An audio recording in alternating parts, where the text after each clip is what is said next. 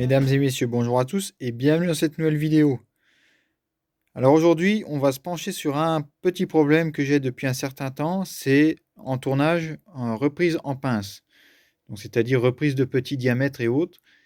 Actuellement sur la machine, donc j'ai changé ma machine il y a environ un an, et sur cette machine-là, donc un Ramo T36, je n'ai pas encore possibilité de vraiment faire tourner rond une pièce, on va dire diamètre 8, diamètre dans cet ordre de grandeur-là, correctement.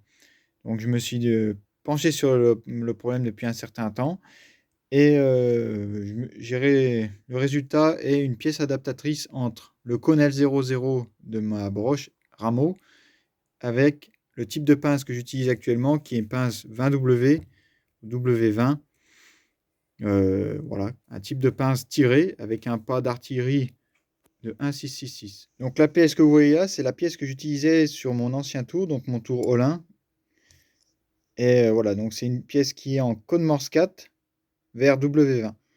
Donc on trouve ça dans le commerce pas trop cher. Ici, c'est une originale Chaublin. J'en ai une autre chinoise parce que j'en avais une avec ma fraiseuse. Et ce type de pince, c'est aussi ce que j'utilise dans mon diviseur. Et donc, il me semble judicieux de pouvoir utiliser ces pinces-là en tournage et dans le diviseur pour garantir un maximum de précision entre les montages. Donc la pièce, je l'ai dessinée, ou plutôt esquissée. Je me suis inspiré donc d'un nez W20 de tour style Chaublin 102, donc en W20. Donc ici on a la pince, le cône ici qui est à 15 degrés de mémoire. Ici on a un filetage M37.6, alors ça va s'étirer par les cheveux, hein, par 300. Donc à ce niveau-là, sur 15 mm, un diamètre de 38-3 centièmes ici. Donc la tolérance c'est à 38-3 centièmes et c'est 37,97 plus ou moins 5 microns. Donc c'est relativement serré. Donc ici une partie, on va dire, qui ne sert à rien, qui est simplement pour relier les deux surfaces là. Ici on a un filetage de 3 pouces 3 quarts à 6 filets. Donc là c'est pareil, c'est encore un sacré truc, qui est le nez normalisé, donc cône américain long en Voilà L00. ce que c'est les cônes L0, 0. Donc on a un 6 filets au pouce, donc ça fait un diamètre de 95-25, mais moins quelques dixièmes pour que ça visse correctement. Un ou deux dixièmes. Deux portées. Et vidé au centre. Idem sur celui-là. Et donc avec la Rhino de clavette qui est ici. Donc celui-là, je l'avais montré en vidéo. Celui-là, c'est l'original que j'ai eu avec le tour. Donc la pente est ici. Ici, il va falloir faire un perçage pour faire une clavette ou une vis pointeau, peu importe, en acier plutôt dur. Et il va y avoir un deuxième, je ne sais pas si je vais faire une rainure ici en tournage ou un perçage. Je pense que ce sera plus une rainure puisque ça évitera que les copeaux se foutent dedans pour débourrer le mortaisage puisqu'il va falloir tailler une rainure de clavette. J'ai oublié de le mentionner, mais un des gros problèmes de ce type de montage, c'est qu'en fait, vous allez... voilà, moi j'ai à l'intérieur, j'ai un cône métrique, et ça, c'est un cône Morse. Donc en fait, il faudra avoir une bague d'adaptation métrique vers code Morse. Or, le diamètre de ça est trop important pour accepter une bague suffisamment rigide pour mettre des pinces et tout le problème sans que ça se déforme et qu'on puisse l'éjecter ensuite. Donc c'est pour ça que je préfère faire un moyeu complet entre le cône extérieur de broche, donc américain long, L00, vers un cône W20. Avant de commencer la fabrication, je tiens à remercier toutes les personnes qui s'abonnent et qui commentent les vidéos. Ça me fait énormément plaisir. C'est toujours agréable de lire vos commentaires et d'y répondre. Et voilà, donc on a passé la barre des 7000 abonnés. Je vous en remercie. Et je tiens aussi à faire une petite parenthèse sur une chaîne que j'ai découvert il y a quelques temps. C'est une personne qui s'appelle Franco Metallo, donc la chaîne, et qui laisse des commentaires plutôt régulièrement sur la mienne. Et je vous conseille d'aller voir ses vidéos car elles sont relativement intéressantes pour les personnes qui débutent et pas que. Et voilà, qui vous montrent des outils pour commencer le tournage et tout ça. Il a un tour et une fraiseuse, donc c'est intéressant à voir également. Avant de commencer un usinage de faux plateau, il faut déjà campier le cône de broche. Donc en inclinant le chariot supérieur, moi je le fais toujours derrière, ce qui me permet en fait de garder de tourner le cône contraire dans ce sens-là pour pouvoir retourner et essayer sans démonter du mandrin. Donc c'est relativement complexe, mais voilà, on y arrive quand c'est bien, voilà, quand c'est bien mis en œuvre. Donc le cône de broche, l'angle, je ne le connais pas par cœur, donc je me suis dégauché plus ou moins avec le pépitas pour finir un réglage relativement intéressant, puisque là je suis à, à zéro presque tout du long. Le mieux c'est d'y faire soit avec un copieur, avec un gabarit, soit avec un copieur mécanique de cône, ce qui vous donnera meilleure satisfaction. Ici, un chariot supérieur en bon état va vous donner une bonne satisfaction au niveau du résultat, mais ce n'est pas toujours garanti puisque le chariot supérieur, bien souvent, il a de l'usure et vous n'allez jamais avoir le cône parfaitement copié. En fait, il ne va pas reproduire parfaitement votre cône, contrairement à un copieur ou une règle à tourner les cônes qui, elle, est plus fine dans ses réglages. Voilà, donc il faut le prendre en considération. Voilà, il faut vraiment faire attention à ça parce que quand vous allez avoir, si vous avez de l'usure ici, dans votre charge supérieure, ça peut vite devenir un gros problème. Voilà, parce que vous allez toujours boiter quand vous allez essayer votre cône et il va falloir essayer de tricher. Et c'est pour ça qu'on fait toujours deux portées distinctes sur ce type de cône-là pour justement pouvoir retoucher une à une les portées et voilà, mettre du bleu, essayer, mettre du bleu. Donc c'est relativement long, mais voilà. Après, ce qu'on peut faire également, c'est faire un tampon aux dimensions de ça avec un petit problème de trigonométrie. C'est tout à fait envisageable. Voilà. Je l'ai jamais fait, ça peut être intéressant de le faire. Donc j'ai tourné une prise de mort pour serrer correctement mon mandrin, appuyer sur la face. Donc là, ce qui va se passer, c'est qu'on va ébaucher ici le cône L00 à la cote minimum. Donc on va l'ébaucher pour l'instant cylindrique, à la cote mini du cône. Percer de part en part. Une fois que ça c'est fait, donc ébaucher aussi tout ce qui est la partie du filetage. Donc il n'y a pas grand chose à enlever ici, puisque le filetage est un diamètre 95, quelque chose comme ça. Donc il n'y a pas grand chose à enlever. Retourner, ébaucher tout l'autre côté, laisser partout 1 mm de copeaux pour éviter la déformation. Normalement, ici c'est un acier mi-dur XC48. La déformation, elle est relativement faible. C'est pas de l'inox, c'est pas un espèce d'acier qui a été voilà, qui a eu des traitements thermiques ou autres. Donc c'est voilà, la déformation, il y en a que très peu, mais on ne sait pas. Les aciers réagissent pas tous comme convenu, donc il faut prévoir ça. Et pour ça, on fait des ébauches et on laisse des finitions par la suite. Donc là, je vais faire la partie L00, retourner et faire la partie W20. Une fois que la partie W20 est faite, je me reprends donc avec mon plus petit mandrin pour refaire le filetage et autres. Le cône, j'essaye mon cône. Une fois que le cône est fait, on fait le mortaisage et ensuite on fait la partie W20.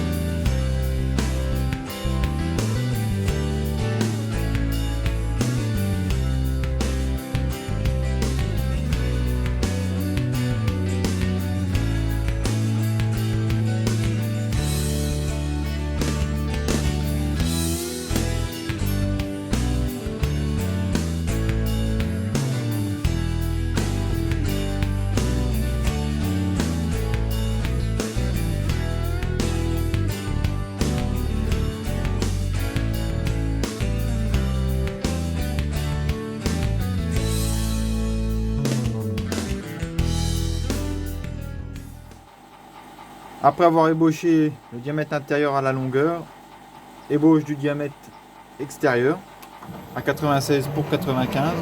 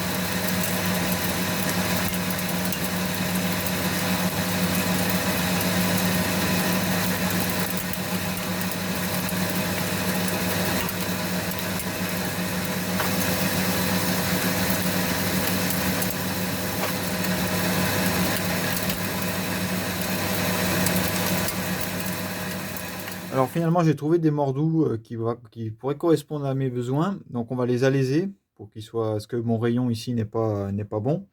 Et donc, j'ai pris le même outil que j'ai fait l'alésage, les bosses d'alésage. Comme ça, je sais à peu près où j'en suis pour l'alésage de mes mordous. Parce que ici, pour les mesurer, comme je vous l'ai déjà expliqué, on peut prendre qu'une mesure par un système par 3 points. Donc, c'est-à-dire un micromètre d'intérieur, alésomètre 3 points. Mais voilà, c'est un truc à faire si vous avez une visu, c'est de régler une barre à léser sur un diamètre connu. Et ensuite, vous allez directement à vos besoins. Donc là, moi, mon brut, il fait 95. Donc là, voilà, je sais qu'il faut que j'arrive quelque part par là. Donc on y va. On ne tourne pas trop vite. On fait attention parce que ça saute. J'ai mis un 0 sur le fond, je dois m'arrêter.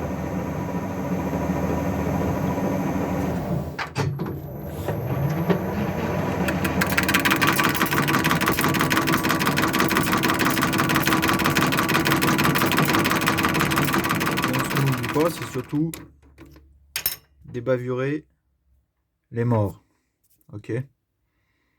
J'ai un endroit où il reste du feu ici. Ça devrait pas gêner. Voilà, c'est toujours au stade de l'ébauche. Mais bon, voilà. Donc on nettoie après tout ça correctement. Et on a, pour garantir un maximum d'effort de serrage. Et quand on fait ça, on serre toujours sur son point 0. Donc sur ce mandrin, j'en avais pas. Je l'ai déterminé en utilisant les mordures, ceux qui ont été rectifiés avec le mandrin. Et donc il s'avère qu'ils ont été rectifiés à cet endroit-là. Donc j'ai fait un pointage également sur le faux plateau. Comme ça, si je dois démonter pour X raison, je suis aligné par rapport au mon fourron. Donc on peut quand même jeter un petit coup d'œil au comparateur. Et donc voilà, là on tourne pas mal. Avec une barre à léser, à main levée, j'ai fait un léger cône qui ressemble à un point de centrage, mais simplement quelque chose qui tourne rond. Comme ça me permet simplement de poser mon centre pendant mon ébauche. Ok, ça sert uniquement à ça sert à rien de forcer dessus. Je ne vais pas faire ma finition avec, c'est juste pendant l'ébauche pour éviter que la pièce, je la tourne trop en l'air. Parce que voilà, sans centre, ça fait un sacré... Voilà, il y a de la matière à enlever quand même. Et donc pareil, toujours l'astuce, je mets le volant dans le sens où la contrepointe se serre automatiquement par là-bas.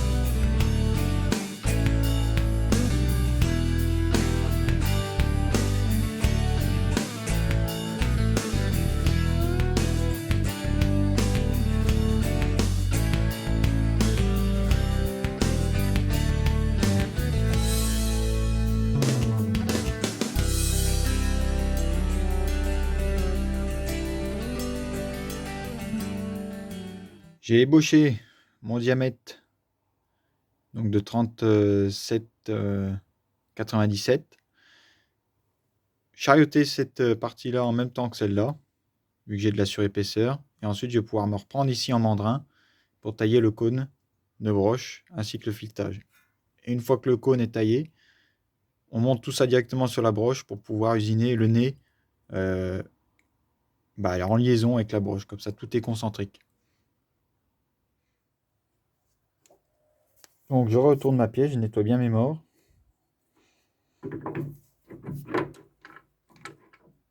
Je viens faire plaquer tout ça comme il faut, en faisant tourner légèrement,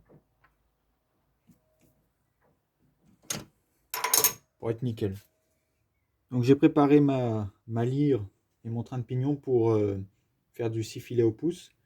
Alors pour faire du 6 filets au pouce, on doit ajouter une route de 40 dents, donc que je n'avais pas mais que j'ai taillé. Et au tout début que j'ai eu le tour, hein. Première chose à faire pour pouvoir faire les faux plateaux.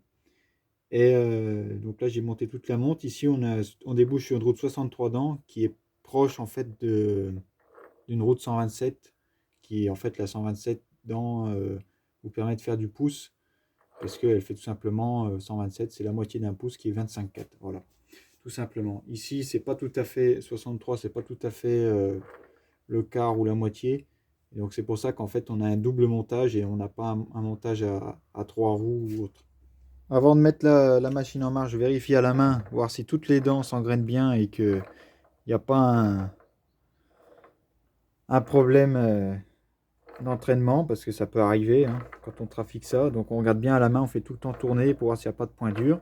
Et avant de faire retourner la machine, je mets un coup d'huile partout pour, euh, pour atténuer le bruit pardon, et, euh, et l'usure.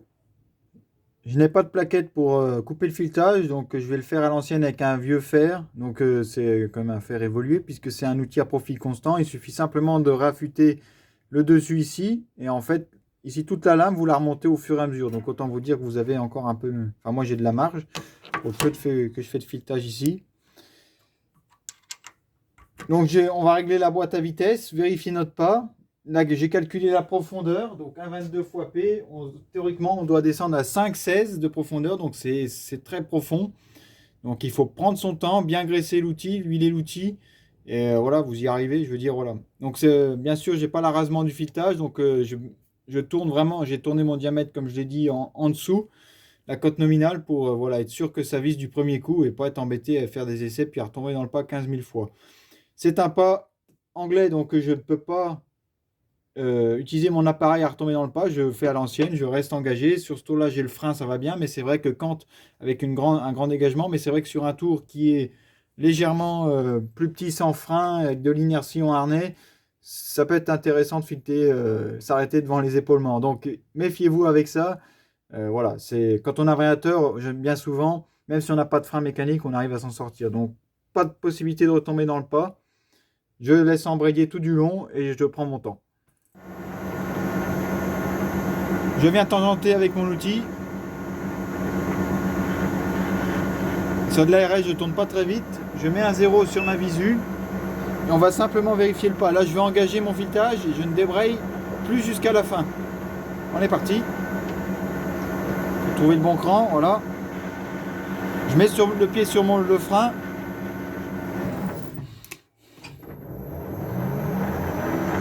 Et marche arrière toute. J'ai du dégagement vers la contrepointe. Première prise de pas, je prends 3 dixièmes.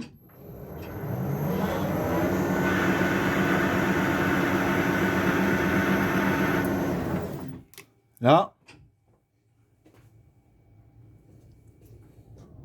Je suis bien sur 6 filets au pouce avec mon peigne. Et là, je vérifie bien comme il faut. Parce que j'ai bien sûr bougé tous les pas. Toutes les roues dentées. Donc je fais gaffe à tout ça. Et on continue les passes.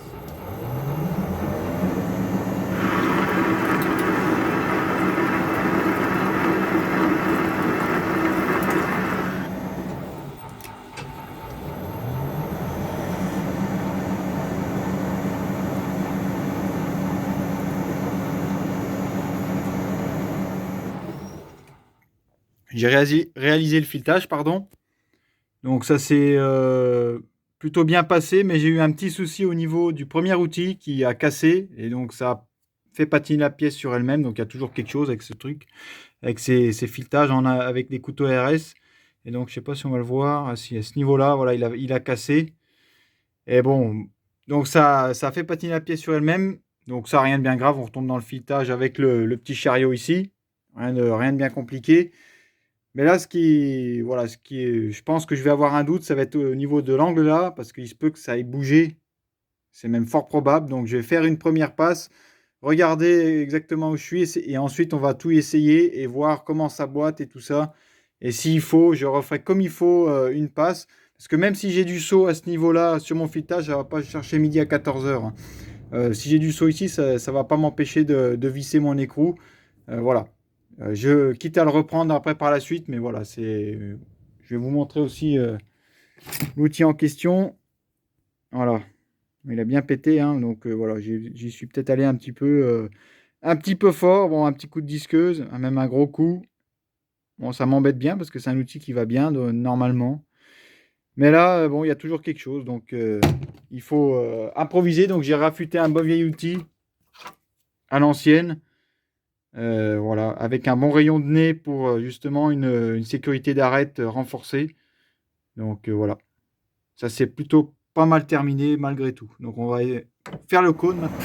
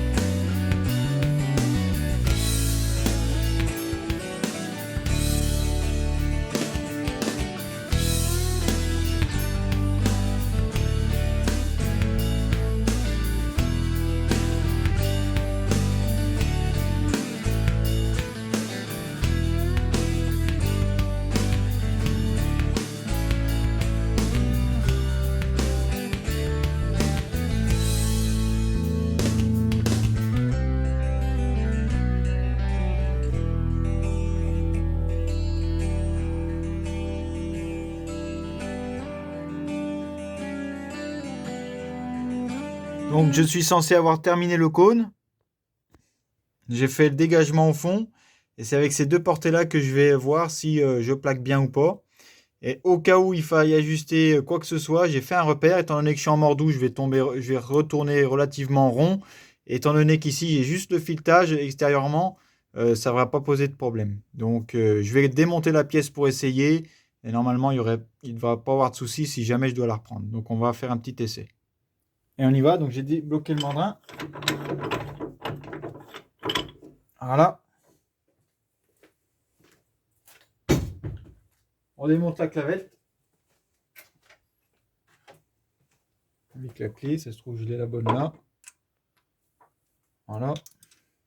Voilà, il faut toujours avoir des clés un peu rétrécies pour passer des fois dans les machines-outils parce que c'est bien souvent du spécial. Donc on est obligé de faire ce genre de modif sur les outils ou alors se faire des clés spéciales. Parce que bien souvent, les machines-outils étaient fournies avec des clés de service, mais bien souvent, ces clés, au fur et à mesure du temps, elles se perdent.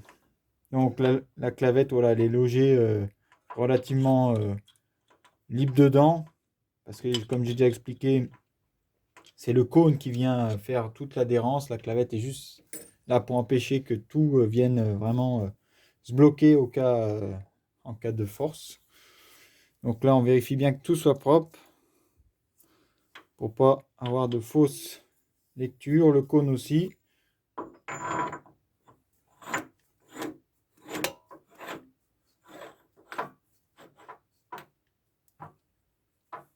Et ben, on a l'air d'être pas mal. Pour un premier essai, on a l'air d'être même pas mal du tout.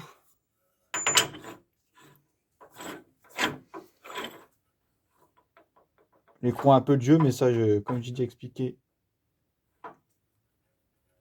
on est même très très bien. Donc je vais contrôler au bleu pour être sûr, mais voilà en gros le nez que ça va faire pour les pinces W20. On a donc déposé du bleu de marquage sur le nez de broche. Donc voilà le bleu que j'utilise.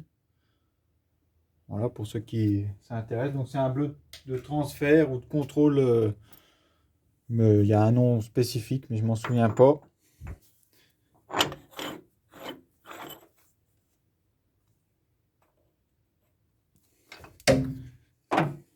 Donc c'est pas évident parce que je vais pas pouvoir vraiment avoir de...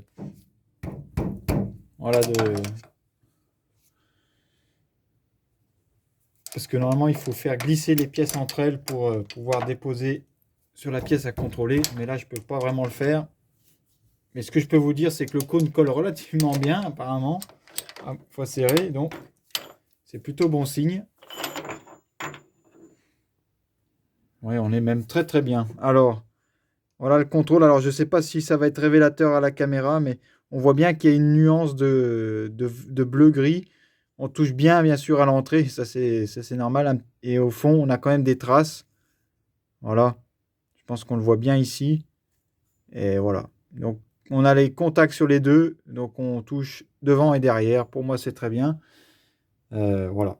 J'ai rien à redire sur ce sujet-là. On est pas mal. Donc là, je vais remonter ça dans le mandrin, mettre un coup de vraiment de polish sur le filetage et autres. Mais là, voilà, on est vraiment, je suis vraiment satisfait du montage. Et là, ce qu'il va s'agir de faire maintenant, c'est de faire la gorge à l'intérieur pour déboucher l'outil amortisé qui va me permettre de faire de débourrer l'outil pendant qu'on va faire la clavette.